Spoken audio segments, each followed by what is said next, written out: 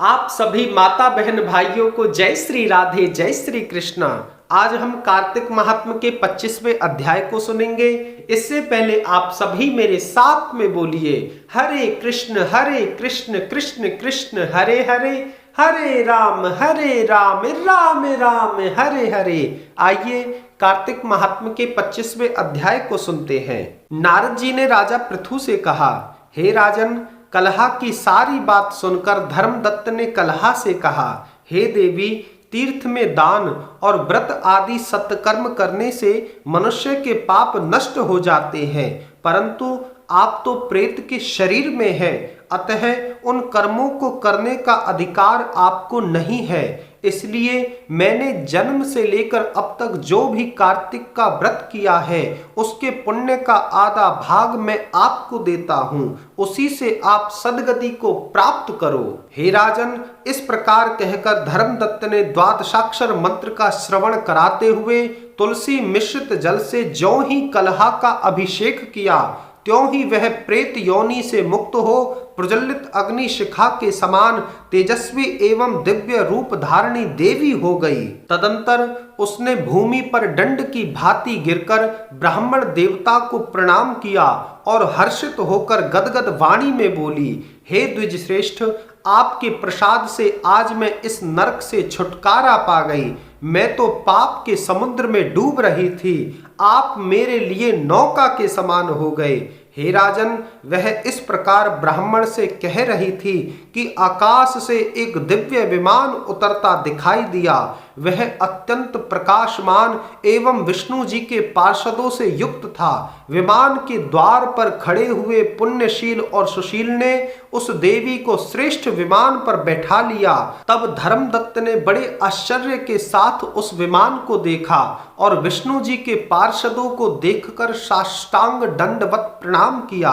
पुण्यशील और सुशील ने ब्राह्मण को उठाया और उसकी प्रशंसा करते हुए कहा, हे द्विज श्रेष्ठ, तुम्हें साधुवाद है, क्योंकि तुम सदैव भगवान विष्णु के भजन में तत्पर रहते हो, दीनों पर दया करते हो, सर्वज्ञ हो तथा भगवान विष्णु के व्रत का पालन करते हो। तुमने बचपन से लेकर अब तक जो कार्तिक व्रत का अनुष्ठान किया है, उसके आधे भाग का दान देने से तुम्हें दुगना पुण्य प्राप्त हुआ है और तुम्हारे सैकड़ों जन्मों के पाप नष्ट हो गए हैं।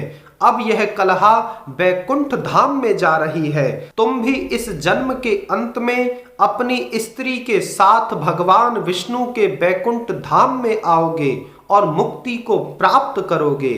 हे धर्मदत्त, जिन्होंने तुम्हारे समान भक्ति पूर्वक भगवान विष्णु की आराधना की है, वे धन्य हैं। इस संसार में उन्हीं का जन्म सफल है। भली भांति आराधना करने पर भगवान विष्णु प्राणियों को क्या नहीं देते हैं। उन्होंने ही उत्तानपाद के पुत्र को पूर्व काल में ध्रुव पद पर स्थापित किया था। उनके नामों का स्मरण करने मात्र से समस्त जीव सद्गति को प्राप्त होते हैं। पूर्व काल में ग्राहग्रस्त गजराज उन्हीं के नामों का स्मरण करने से मुक्त हुआ था। तुमने जन्म से लेकर अब तक जो भगवान विष्णु को संतुष्ट करने वाले कार्तिक व्रत का अनुष्ठान किया है, उससे बढ़कर ना कोई यज्ञ है, ना दान है और ना ही कोई तीर्थ है।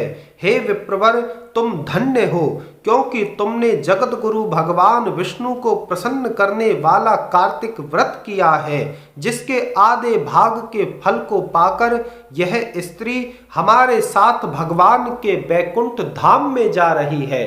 इतना कह करके आज के 25वें अध्याय का समापन करते हैं। आप सभी मेरे साथ में बोलिए हरे कृष्ण कृष्ण कृष्ण हरे हरे, हरे राम राम राम हरे हरे।